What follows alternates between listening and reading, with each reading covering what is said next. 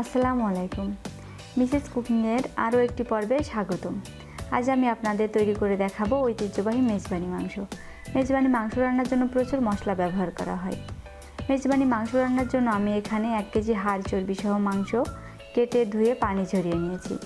মাংস আমি এরকম ছোট করেই কেটে নিয়েছি, আপনারা চাইলে বড় করে কেটে নিতে পারেন। মেজবানি মাংস রান্নার জন্য হাড়, চর্বি, কলিজা, মগজ, ভ্যাপসা, মিক্সড মাংস ব্যবহার করা হয়। আপনারা চাইলে মিক্সড মাংসটাও নিতে পারেন। মেজবানি মাংস রান্নার জন্য স্পেশাল একটা মশলা তৈরি করে নিচ্ছি। স্পেশাল মশলার মধ্যে আছে মৌরি 1 টেবিল চামচ, ধনিয়া 1 টেবিল চামচ, ছোট একটি জয়ফল নিয়েছি, আপনারা বড়টা নিলে অর্ধেক নেবেন, ছোট এক টুকরা জয়ত্রী,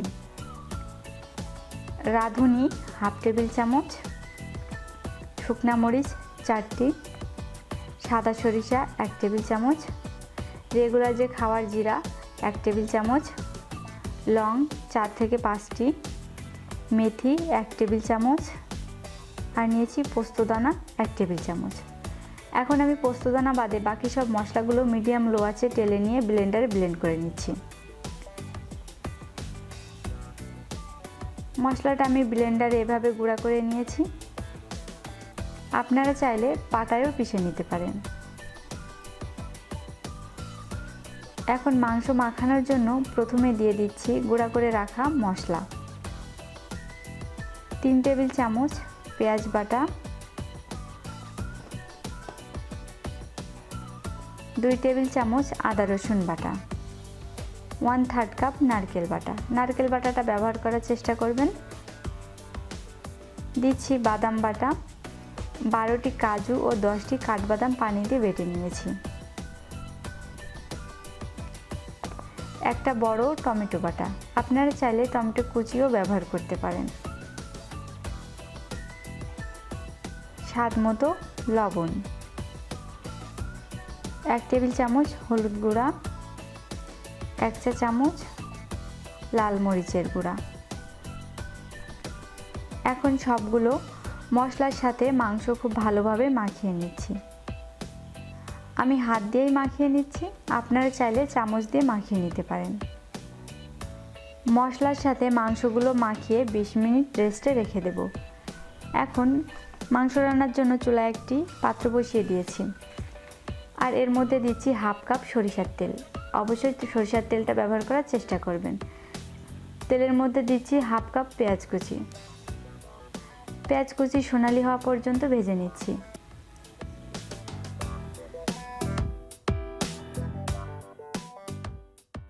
পেঁয়াজ সোনালি করে ভাজা হয়ে গেছে। এখন এর মধ্যে দিচ্ছি 2টা তেজপাতা। তেজপাতা মাঝখান থেকে ছিঁড়ে দিয়েছি। 4 টুকরা দারুচিনি, একটা কালো এলাচ, এলাচের মুখ ফাটিয়ে দিয়েছি, 4টা সবুজ এলাচ, একটা স্টার অ্যানিস। স্টার অ্যানিসের ফ্লেভারটা অনেক স্ট্রং, চাইলে আপনারা অর্ধেক দিতে পারেন। 1/2 চা চামচ কালো গোলমরিচ। মশলাগুলো নেড়ে চেড়ে মাখিয়ে রাখা মাংসগুলো দিয়ে দিচ্ছি।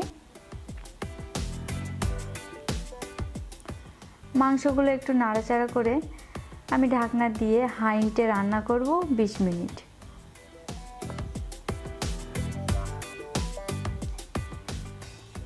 ফিরে এলাম 20 মিনিট পর। আর এই 20 মিনিটে আমি ঢাকনা উঠিয়ে 2 বার মাংস নেড়ে চেড়ে দিয়েছিলাম, যাতে মশলার নিচে লেগে না যায়। এখন মাংসটা আমি রান্না করব পানিটা পুরোপুরি শুকিয়ে যাওয়া পর্যন্ত।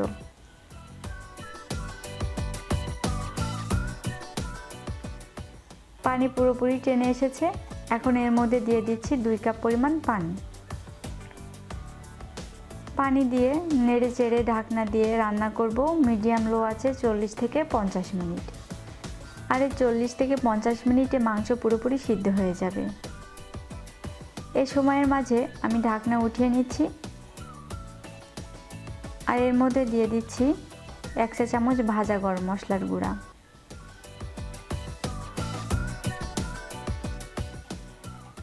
আরও দিচ্ছি 3-4টা কাঁচামরিচ।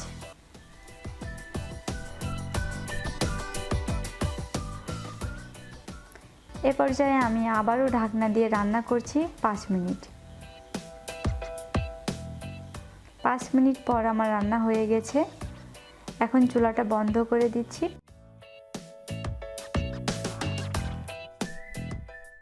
এখন আমি পরিবেশন করে নেব। আমার রেসিপি ভালো লাগলে প্লিজ আমার চ্যানেলটি সাবস্ক্রাইব করবেন এবং ফ্যামিলি এবং ফ্রেন্ডসের সাথে শেয়ার করবেন। সবাই ভালো থাকবেন। নতুন রেসিপি নিয়ে আবার হাজির হব। আল্লাহ হাফেজ।